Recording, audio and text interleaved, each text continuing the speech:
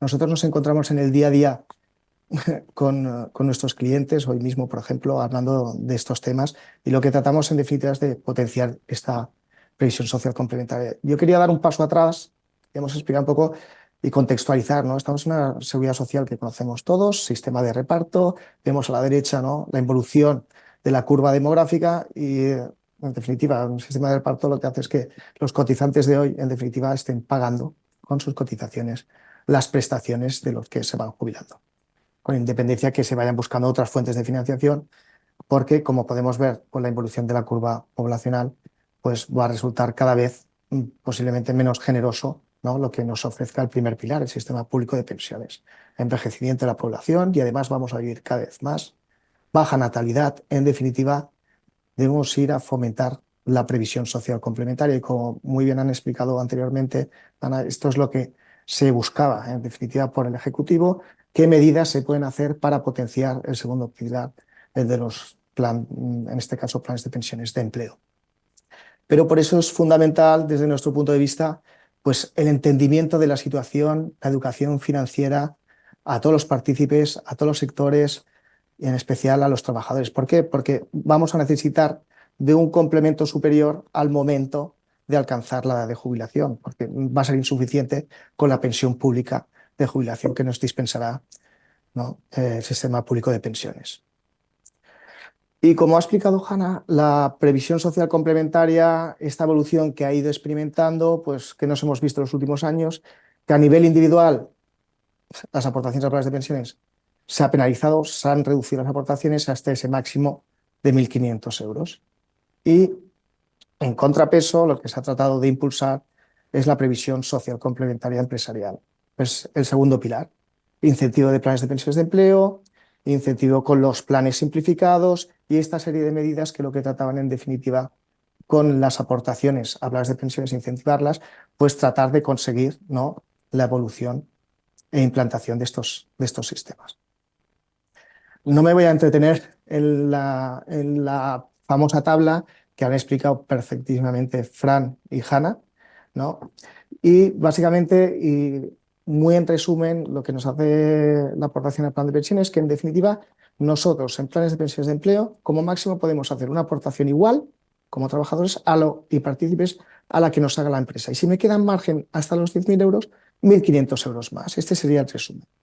Y como se ha dicho, aquellas personas, se ha tratado de incentivar a aquellas con menos capacidad económica, aquellos que pudieran o tuvieran un salario inferior a 60.000 euros, pues se les daba la oportunidad que, si las contribuciones de empresa fueran 500 o entre 500 y 1.500, pues incrementar esa aportación que antes era igual.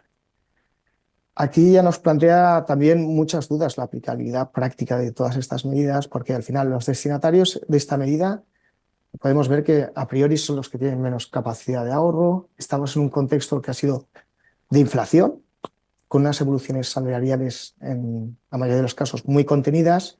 Han habido cambios continuos de límites, lo hemos podido ver perfectamente, como lo explicaba Hanna, desde tiempo inmemorial, ¿no? Y en los últimos 3 años ha habido cambios paulatinamente cada año. Cierto descontrol por comisiones de control, pendientes de la ley de presupuestos del Estado, etcétera.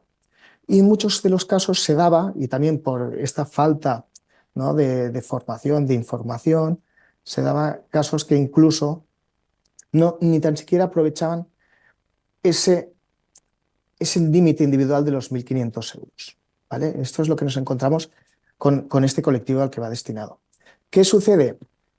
Pues que es difícil entender por recursos humanos, por la comisión de control y por la parte social esta tabla.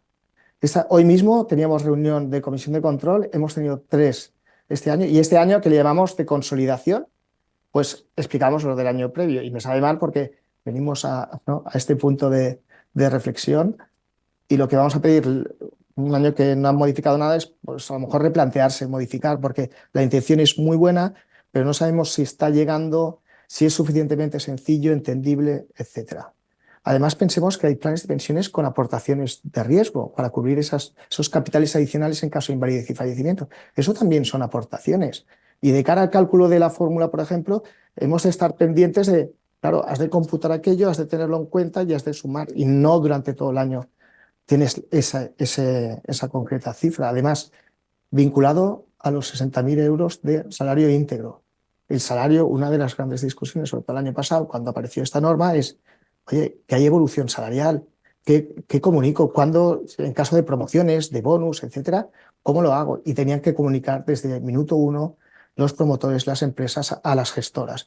Luego ya se operó un poco a la inversa. Si no me comunicas nada, entenderé que todos superan a efectos del cálculo de tabla y la gestora entenderá que no permitirá aportaciones por encima de este matching más 1.500 en su caso. Además, también deciros que nos hemos encontrado al momento de explicar esta tabla confusión, porque un consejo a lo mejor sería, estamos hablando de este tramo de 0 a 1.500 para verse mejorada la aportación, pues incluso tenían confusiones. Estos 1.500 tiene que ver con los 1.500 de disposición individual y no, a lo mejor también sería replanteable, pues cuando hablemos de este segundo tramo, si es que se quiere poner este tramo para mejorar ciertas aportaciones, pues hablar de 1.600 o 1.400, porque si no llegan a confundir incluso las cifras y las cantidades de obligaciones aparejadas que nos ha llevado y discusiones con comisiones de control, con empresas, etcétera, para explicar cómo proceder a la información de cálculo individualizada, cuando hay aportaciones de riesgo, la información a suministrar a la gestora y además el modelo 345, que también vuelve a cambiar y también vuelve a cambiar para introducir aquellas aportaciones que son decisión, como se ha explicado anteriormente, son aportaciones de empresa por decisión del empleado, que se hacen vía retribución flexible para que no se confundan y puedan aprovechar ese límite con el macheo explicado. ¿Cuál ha sido, en definitiva, la actuación de empresa en este año pasado y este? En definitiva, por seguridad, por entendimiento, evitar problemas, etcétera, limitar las aportaciones y no explicar ni la tabla. ¿Por qué? Porque son casos súper residuales, complica la explicación, no entienden absolutamente nada. Hoy mismo teníamos una reunión con otra, no, con otra persona de la comisión de control y dice, uy, esto no, ni me lo expliques, va a confundir más, etcétera. No hay manera de hacer que sea entendible esta tabla para los destinatarios. En definitiva, cae en desuso y podéis verlo y podéis analizarlo, que nadie está haciendo uso de este incremento posible de aportaciones a planes de pensiones y también por lo que hemos explicado, por la situación personal, pero luego por el cálculo que conlleva estas aportaciones.